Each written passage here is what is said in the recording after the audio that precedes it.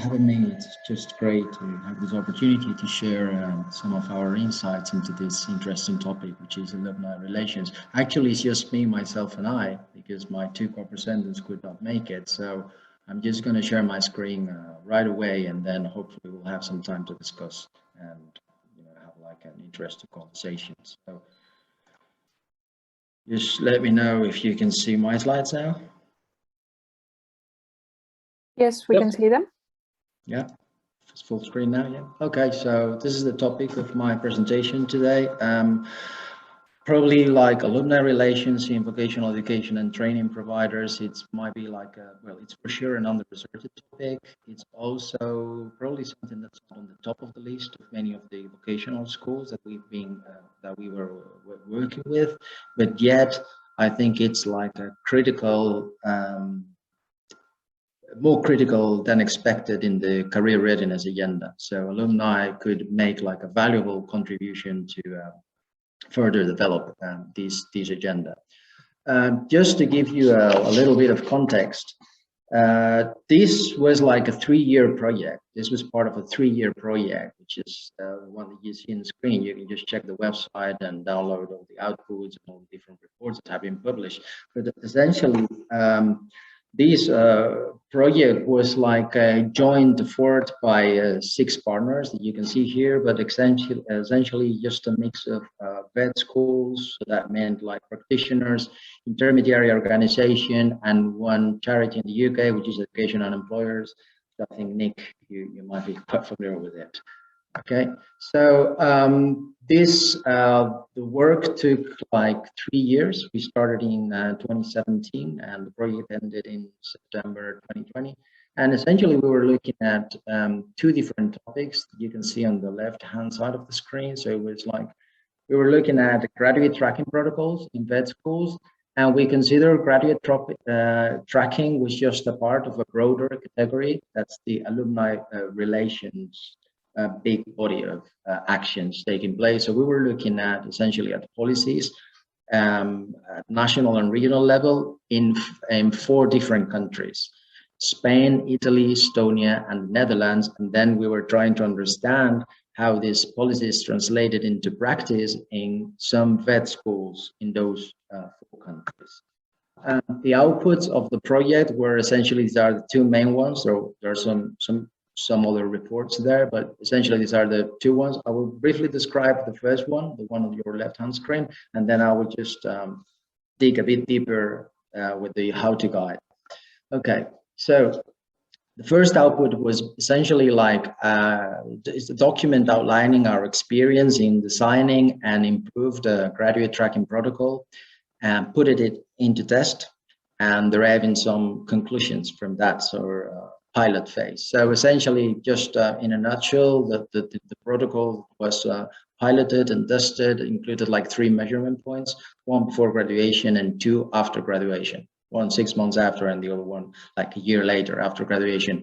You can check the website, download this document that explains very, very briefly what's the protocol, what it's all about, and then you can even have a look at the surveys, some of the items, and you can, for sure, if you're interested, because this is another very important part of the project, just drop me a line. I'll be happy to share additional information. But let's go to the talk about this how-to guide, because essentially what we're trying to do is just react to a situation that we noticed, and most of the schools that were involved in the project acknowledged that while there were some alumni actions in place in their institutions, those actions were essentially like patchy, and there was like really there was no coherence at all. And in some cases within the same institution, there were some people doing some stuff well, and some other people were essentially ignoring what was happening in the next, in the next room. So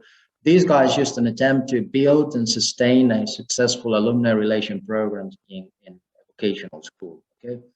So the guide is available in 5 languages that you see down there. And again, you can download it at the website. So I will just give you like a very quick tour around, like, with stops at every single section of the how-to guide. And you can, this is meant, these guides meant to be used by, as I said, like vet vet practitioners, either like head teachers or like teachers, I mean staff at a vet school, and it just helps them to probably sit around the same table and engage in a meaningful conversation, taking stock of what's already going on, and then providing some examples and some ways on how to improve their existing offer of alumni services. So essentially, like, there's some very basic questions here. And the first question, the first section of the guide deals with why do we need to engage alumni? And there's a very, there's a huge difference when you compare, like, when you look at the literature, like alumni relations, there's quite a lot of literature. We're always looking at what's going on in universities, higher education level, but not so much on what goes on in vocational training schools. But the fact is that when you're trying to answer the why, like raising funds, which is like probably the main purpose in most of the higher education institutions, it's really not like the key thing in vocational schools, right? So this is about like raising friends rather than funds, as Gallo put it in a very interesting paper. And so the next question is, how do you build this sort of like beneficial partnership, or what's in it for the key players in this partnership? So the guide deals in detail with the different advantages for this, essentially for these three main groups, right? On the one hand, like what's in it for alumni, all of these, that might be an opportunity to access job opportunities, networking, professional development. For the vet schools, like their alumni are like living proof of their, for instance, of the quality of the education they provide.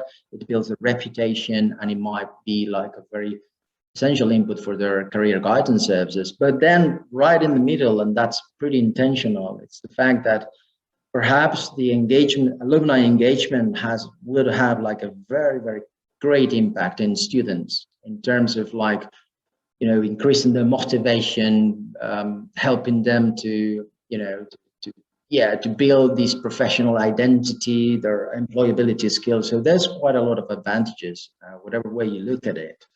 The next thing is just to be aware that the alumni might be like very diverse, that they might show like a very diverse set of profiles. So then we deal, another section deals quite a lot with trying to find like a working definition for alumni, which is like probably graduation is not the only criteria, and you might consider some other people that might have set foot in your institution that might, be very interesting to keep in touch with and engage them in some actions after they leave, right? So at this point, once we have like answered the why and who are they, it's the time to just, as I said before, just to sit down and try to find like some key strategic goals.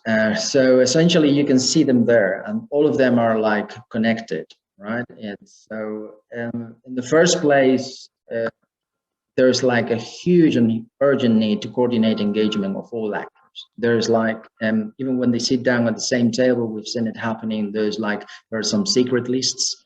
Some teachers might have like, extensive, exhaustive list of alumni, but they don't really share it with all the teachers in the school, or as I said before. So this is very important, just to make sure that the relevant people sit at the table when you're starting to discuss this. And what's more important is the fact that this theme here is loyalty as a precursor of engagement. So it's really interesting it's really crucial to engage like students while they're still at school, so that, by building student loyalty, you're somehow like working towards receiving back this sort of graduate loyalty, once they leave the school. So this is, in a nutshell, or just to sum it up, this needs to be like a concerted effort. And the guide provides some tasks and hints and examples of how to do this. The next, probably most important step is just to find some coherence, right? And so, as I said before, there's always, in every single school that we work with, there were some initiatives in place, but there was not like a framework. or a proper scaffold. So it's really important to find some sort of like, underpinning thread or narrative. Much to our surprise, when we were like, trying to look, in some of the places, if there were some interesting frameworks in place, we found this one, which is like the employability framework that's been used in Griffith University. We had a word with the main researcher there, with Jessica van der Lely, and she just said, well, just use it if you want to use it and adapt it to your own needs. So essentially what you can see there is that if you think this framework puts in the center the student experience, right? So the student, before he enters, he enrolls the vocational school, then he will stay there for like 2 years, for instance, and then he will leave school. And as he or she progresses through all this period, he might find himself in a different stage with asking himself a different set of questions. And that's where alumni could, enter the stage and make a substantial contribution, right? So from a school's perspective, it's really nice to have this sort of a scaffold and see, okay, this is what we're doing now. Oh yeah, this is about like competence development. So this one goes here. Oh, we're finding some gaps because we're not really engaging like our alumni in trying to inspire like students and build a sense of belonging. So it just gives you like a very structured way to, first of all, place your existing initiatives, and then, as I said, fill the gaps and try to come up with some additional actions or activities. So you can see here some questions and some potential examples of that. And these might seem like a minor issue, but the thing is that I think this is very important too, in the sense that, and there's like an advantage to this. Communicating the value of your alumni relations is very cheap. It's a low cost measure. So those alumni stories, then you can find some of the alumni stories in our website. They're just basically like short interviews, either like in written format or like you can use a video. And it really shows, like the diverse trajectories of your graduates, of your alumni. And this is not about only showcasing the work of the really brilliant ones, just being aware that there might, the transitions into work or transitions into further studies are getting more and more complex. So this is a great opportunity to showcase this range of different ways or trajectories, if you wish.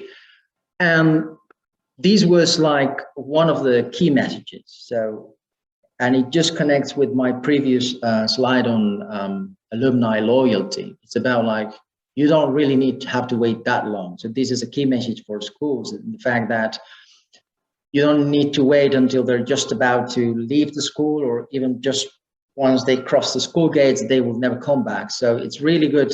And in our graduate tracking protocol, before graduation, in that survey, there's like a couple of questions where we ask them in the first place if they would like to keep in touch with the vet school, and if they say yes, then there's like an additional question outlining the range of options and opportunities to engage with like the school. In some cases, from the receiving side, okay, I would like to receive this information on event job opportunities, but also just trying to highlight the fact that they can also make like a substantial contribution to some of the, as I said before, the school activities via career talks or mentoring, workplace visits. I will give you some examples afterwards.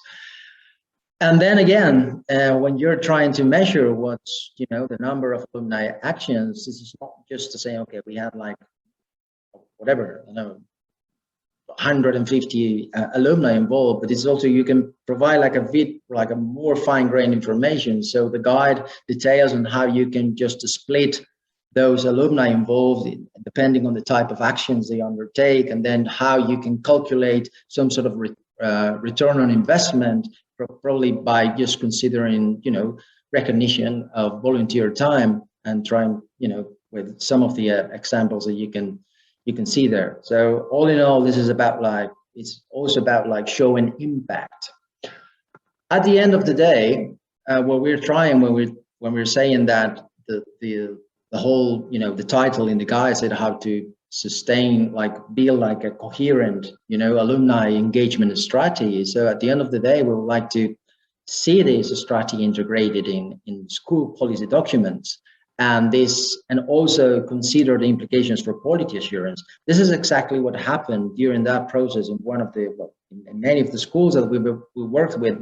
This is an example of a school in the Netherlands, TVET School, Alfa College in Groningen, in the north of the Netherlands. And you can see here a couple of examples where you can see like reference to alumni in their school strategy, and then also some references to alumni in their quality agenda, right? So the journey ends with, your browsing the guide, the journey ends with like some examples of like alumni engagement actions, real examples. So for instance, we've seen a very interesting program to provide some sort of startup support for alumni in the Basque Country, particularly for TVET schools. We've seen another fantastic project which establishes a one-to-one match between like an alumni and a student in the first year at the risk of dropping out. This is a big issue, for instance, in that region in Spain. So through this mentoring relationship, the school has managed to reduce the dropout rate. Or Estonia, where the curriculum design is redeveloped not only with the input of employers, but also with the input of former students, which are now like professionals in that sector. This is just to give you a flavor. There are like around, I think we have collected around like 10 or 12 different actions. And for each action, you have like a bit more detailed description in the, in the format of a user journey. So you can just understand, for instance, in this program, Pygmalion program, alumni as mentors to reduce school, you can see the actions that the school undertakes to put this initiative into practice. There are some issues, of course. This represents there's some planning to be done. There needs to be some changes at the organizational level. So the input and involvement of senior management teams in schools is just it's definitely needed, and you have to deal with issues like workload planning, like rewarding, like acknowledging the work undertaken by the teachers in charge of this particular area of work. And in some cases, you can even consider that you have to build capability. So these guide might be like a first step into, as I said before, like engaging in a meaningful conversation around like alumni engagement. These are like just a couple of testimonials from two of the schools that were involved in this 3-year project. And as you can see here, it's just that sentence by Tim is just shows that, okay, so right now, before the project, alumni were only like a source of data. So we tracked their destinations and that was it. But right now they become like an ally in our organization. And probably just much in the same vein, you have this comment from Estonian school and the way that being engaged in this process and using the resources available help them to reinforce their alumni or their approach to alumni engagement. I think that's quite about it from my side.